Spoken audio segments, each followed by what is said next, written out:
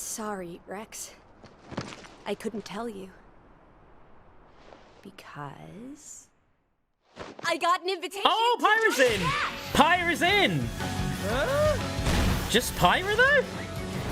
Okay. Interesting.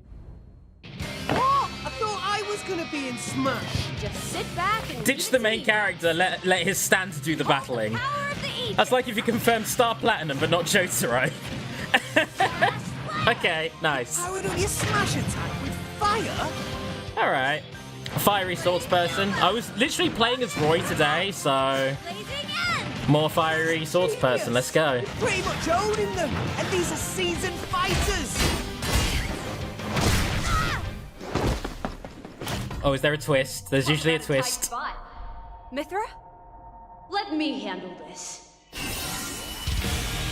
Oh, she can transform between them?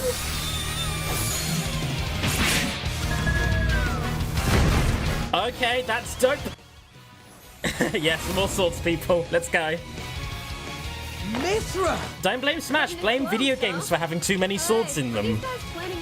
If you took a cross-section of random video games, I can guarantee you at least half of them would have swords in. Lightning, Buster! Fire, right here! So you two can swap between each other freely? Oh, like the Pokemon trainer then. Nice. Except more instantaneous, so you can do combos with them. Quite the spectacle, aren't they? Wait, Gramps? You know what, JC? Everyone I talk to either loves Xenoblade 2 or hates it, and I still haven't played it, so, you know. Oh, look, our friends are here. And there's a boy. But, yeah, I've been playing a ton of Xenoblade 1, and, yeah. You're all mine. I'll lend you a hand. I'm very curious to see how the second one plays. The final smashes involve Rex. At least he's there for the final smashes. Now that you're in Smash, I won't go easy on you. Ooh, fighting words. You forget. We're fighters too! Okay, we've got Xenoblade 1 and 2 represented now. Nice. Well, I mean, it was already represented, but an actual fighter. That's cool, that's neat. Okay, 200 hours later, I've now beaten Xenoblade 1 and 2, and now I have informed commentary about Pyra and Mithra. Their campaign, as you're seeing here, is named Shared Destinies, and in it, as you can probably gather, you fight characters who are essentially very, very close in bond, or are essentially the same character cloned. The reason for this is that Pyra and Mithra are essentially two halves of the Aegis, two alternate personalities that the Aegis displays. Pyra being very chilled out and cool, and Mithra being a bit more spunky and badass. Just to clarify, the Aegis is, much like the Monado, a mystical weapon capable of rewriting reality when fully powered. So, yeah, Pyra and Mithra, much like Shulk, S tier in terms of canonical power level. Anyway, here we are in the spirit menu. We have the Rex Spirit, which we've had for ages. But now, with the Xenoblade 2 DLC, he can be upgraded into a Master Driver, which is what happens near the end of the game. And this is nothing to do with anything, but look at this. This is perfect. I don't know how that wasn't intentional. Anyway, as for the Xenoblade 2 spirits themselves, most of them we've already done. All the battles against the main party members are done. They've been changed slightly with different music tracks for the most part. Not enough to really bother showing off. But Poppy, who previously was only attainable through fusing spirits, now has her own battle, so let's see how she does. Poppy, once again, is an artificial blade created by Tora. The reason for this, now I understand, is because Tora doesn't have a natural aptitude for connecting with a blade the way that most people do. When he tries, he ends up knocked out and nosebleeding profusely. So, using his own ingenuity, he essentially creates one for himself. And Poppy being an artificial blade gives her a surprising amount of advantages through the game. Like, so many times, The rest of the blades will be stymied by something that inhibits their ether, and Poppy does not give any fucks because she's basically a robot waifu. Anyway, this is a 3-stage battle. We defeated standard Poppy Alpha just there. That right there was her second form, Poppy Quixotic Tutelar. And this is Poppy Quantum Techno Champion Pi. To abbreviate those names, it's Poppy Alpha, Poppy Cutie, and Poppy Cutie Pie. And that's adorable. Yeah, all 3 different stages of Poppy fulfill a different role in battle. They're all quite tanky, but Poppy Techno Champion is more about dishing out damage. And yeah, they represent the 3 stages of her growing up. There's a child form, a teenage form, and an adult woman form. Anyway, here we have Laura. Laura, 500 years before the events of Xenoblade Chronicles 2, was a driver who battled for Torna, a country that was pretty much razed and destroyed, so bad times. Lorna is long dead before the events of the game. But yeah, she appears quite a lot in flashback. She's playable in the DLC, which basically shows off her story. And in said DLC, she fights alongside 2 of her blades. One of them being Jin, played by Cloud, who is something of an edgelord, a very grim swordsman. And the other one is Haze, a magical blade who is capable of stymieing other blades' abilities. Very useful stuff. Now, you're probably wondering who is responsible for the destruction of their civilization. That would be Amalthus. Oh boy, where to start with this guy? Okay, Amalthus is not only the person who actually discovered Mithra and her evil counterpart, who we will be meeting later, but he's also the driver of said evil blade and has something of a god complex. So, near the end of the game, where you stop being useful to him, he essentially turns on a dime. He sends his Indoline army after you, which is who those Robins are, and then he comes for you in the World Tree, which you'd think would be this big holy area, based on how it's built up, but is actually a sci-fi ship from a post-apocalyptic ruin of Earth. So, yeah, he comes at you, taking on this huge fucked up biomechanical form. He tries to harvest the power of every single blade, becoming a god unto himself. It's a lot, and Dark Samus here is kind of perfect casting, because his form, right down to having tendrils, looks so much like Dark Samus. It feels intentional. So, yeah, kind of perfect. The fact that Dark Samus here is giant and defensive as well, and also heals herself, is a reference to how when you battle him, that's kind of how he plays out. He tanks most of what you do, gradually heals himself when he gets to low health. He's just a fucker. So, yeah. I will say the fact that we've got the Metal Gear background as well is perfect, because, again, that ties to the fact that the Xenoblade games, while they are seemingly fantasy, have a unified post-apocalyptic sci-fi backstory. Hence the title, Xenoblade. So, yeah. Anyways, moving on, the next spirit battle is against Jin, who we saw before. Unable to deal with the death of Laura, he becomes a major antagonist. He consumes her flesh, becoming a flesh eater, in order to extend his lifespan. So that's fucked up. And, yeah, he has ice powers, he moves super fast, he's incredibly tough. The only thing about this battle I would change is I would make it Sephiroth instead of Cloud, because not only does Jin Sephiroth you at the beginning of the game, but he is also designed by Nomura. He is the result of an unnatural process to turn himself into an unkillable super soldier. He used to be a hero and falls from grace, becoming a major villain.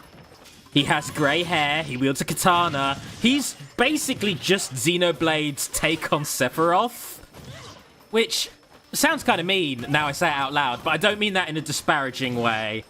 Like, I love Jin because he's such an anime edgelord. It's what makes him charming. So, anyway, everything else about the fight pretty much nails it. He's super fast. He's an ice elemental. That's pretty much covered. In fact, the ice stage could also represent the fact that you battle him in his true form for the first time in Tantal, the Icy Kingdom, and wow, there's another point. He has a super powerful winged final form like Sephiroth does. Genuinely, I love Jin. Jin is great.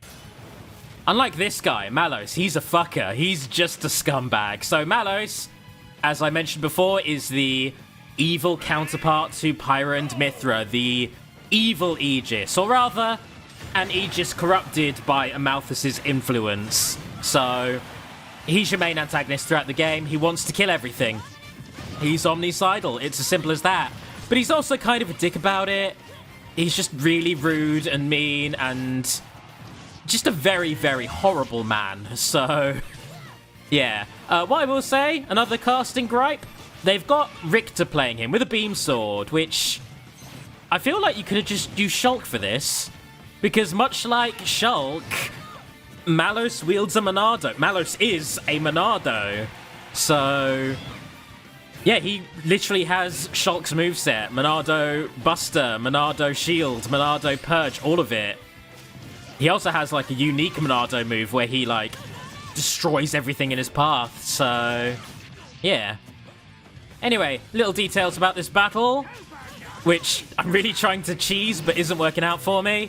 The appearance of those giant Ridleys and now Metal Face represents his artificial blades. He actually makes a bunch of his own artificial blades, which he does steal from Tora's family. So not only is he omnicidal, he's also a plagiarist, and that's just unforgivable. But, yeah, he makes his own artificial blades, and Metal Face in particular could also represent Ion, a giant mech capable of destroying the entire planets. And Malos wants it. He wants that real good, and the final battle is against him in it. So, yeah, Metal Face is representing a giant humanity-killing robot. Fitting. Now, how do you beat something like Ion? Well, glad you asked. You do it with Mithra. Mithra? Pyra? Numa. You do it with Numa. Numa is the true form of the Aegis. So, as Rex puts it, it's like if Pyra is coffee and Mithra is milk, then Numa is your perfect builder's coffee. And much like her counterpart, the Monado from the first game, she can rewrite reality.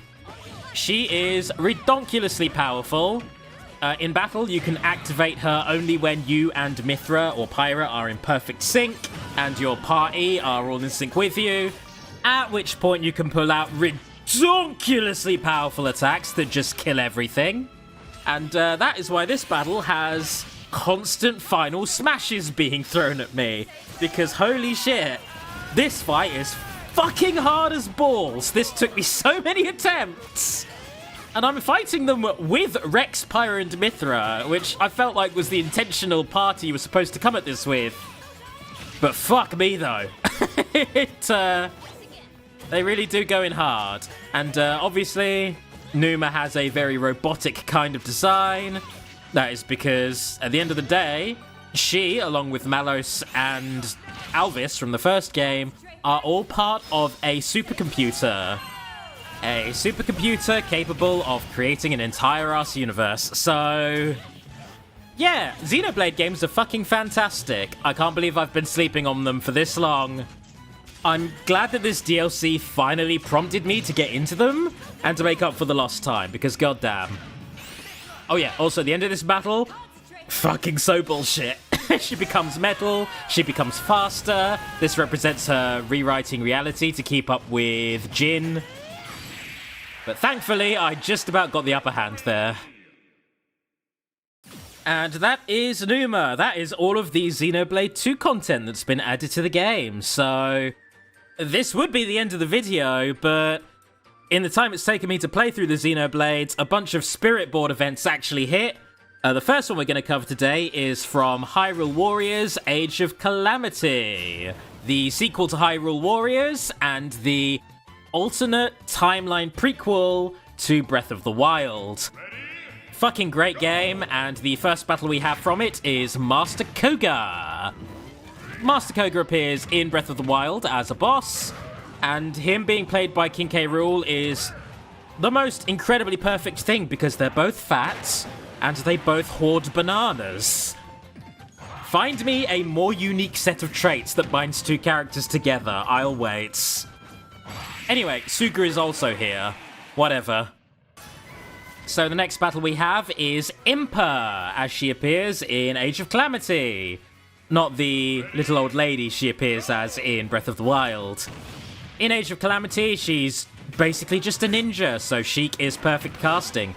In fact, Sheik was raised by an alternate version of Impa, so yeah, they basically have that bond already. And the multiple Sheiks represents Impa's ability to make shadow clones, and when you actually get the spirit of her, it boosts the power of your explosions. The reason for this is that Impa's special ability has her blow you to fuck with dynamites. Here we have the real hero of Age of Calamity, Terrico, the diminutive guardian. This little loyal to Zelda guardian travels back in time to create the alternate timeline where Calamity Ganon never happened. And that is what Age of Calamity is, so how that plot's going to tie into Breath of the Wild 2, I have no earthly clue, if at all. Here we have the Bravely Default 2 spirits. First we have Seth and Gloria. Seth is a young seafaring adventurer, hence the Delfino Plaza stage, and Gloria, obviously, is a princess, so Princess Zelda. I do like that the Crom wig and the Dunban outfit have kind of Frankenstein together a brand new RPG protagonist. That feels like some kind of witchcraft right there. But I guess it is fitting, because Bravely Default itself is a love letter to the old-style Final Fantasy games. So yeah. Anyway, get fucked. Goodbye. Next up, we have the other two party members. There's only 4 of them in total. We have Elvis and Adele. Elvis is a scholar, hence why he's being played by Robin, and Adele is a bodyguard. So, you know, she's a fairly well-built, fairly athletic, very tough lady. Chic. That does the job. So, yeah, the reason we're battling on this foresty stage is because Elvis's home, Wiswald, gets consumed by a forest. Anyway, time for some Monster Hunter. More Monster Hunter spirits. This is to tie in with Monster Hunter Rise. First, we have the Palicos, your adorable little cat friends who basically serve as your allies throughout most of the Monster Hunter games. These ones in particular have different hats and different weapons, much like Palicos can. We're battling on the Garden of Hope, which, you know, Palicos love their nature, and I felt bad killing them because they're so goddamn cute. Speaking of, here's the Palamutes. Palamutes appearing in Monster Hunter Rise are your little canine companions, and I want one so bad! I mean, I'm one of the few people who looks at them and just thinks, that's Rapide from Tales of Vesperia, but without his knife. But that's not a bad thing, because Rapide fucking rules, and so do the Palamutes, so yeah, here we're fighting a Palamute, the Duck Hunt dog, obviously. We have a Monster Hunter fighting us. Although, if you don't have the DLC for that outfit, he instead appears as a generic ninja. Here we have Magnamalo. Magnamalo is a big fanged wyvern, obviously one of your major hunts in Monster Hunter Rise. And we have the Rathalos music to tie into how these big mean bastards actually have something of a turf war going on with the Rathaloses. The stage we're on right now represents the lava caverns, which is their habitats. And yeah, big fuck off Bowser. Very strong, very tanky, very defensive, as most big marks in Monster Hunter are. The Monster Hunter games essentially boil down to big wars of attrition when you haven't spec'd perfectly, where you'll be spending upwards of 30 minutes just beating the crap out of one monster, slowly whittling it down. And yeah, they really get that feeling across by having this battle just really wear you down. It's a stamina battle where the enemy has a shit ton of health, he gets periodic boosts of strength, and look how much damage he does. Look how much damage he's doing! Ah, God! Like, I was doing so well on this run. I was like, oh, I'm actually getting this one. I'm keeping him stun-locked. I'm stopping him from bullying me. And then out of nowhere, he takes off a clean 60% damage. Oh my God! This is the closest thing! Oh god! Jammy. If you look up Jammy in the dictionary, that's what that battle was. And finally, we have the Bowser's Fury event. Bowser's Fury is an extra campaign added onto the Switch release of Super Mario 3D World. God damn it, Nintendo, please release it solo. I don't want to buy a game I already own just for a new campaign, even if it is really good. But yeah, in this campaign, you go to visit Lake Lapcats, and you explore this fun little island full of cute little kitties. The Kirby's are the kitties. All the items spawning in are balls, like balls of yarn, like kitties like to play with. Delfino Plaza is like the happy little desert island they live on. They're super lightweight because you throw the kitties around. Everything about that battle is precious.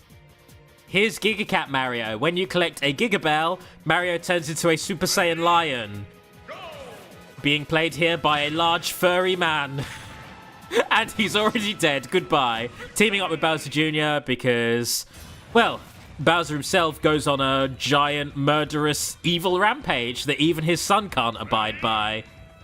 Because, you know, for all you can say about Bowser, he is a good father. So, you know, when he even turns on his own son and vice versa, you know something's gone horribly wrong. And, dear God, most of Bowser's Fury simply has you trying to quell the rage of this giant, murderous kaiju by collecting cat shines, the only things that placate him, albeit for about 6 minutes before he's back up again.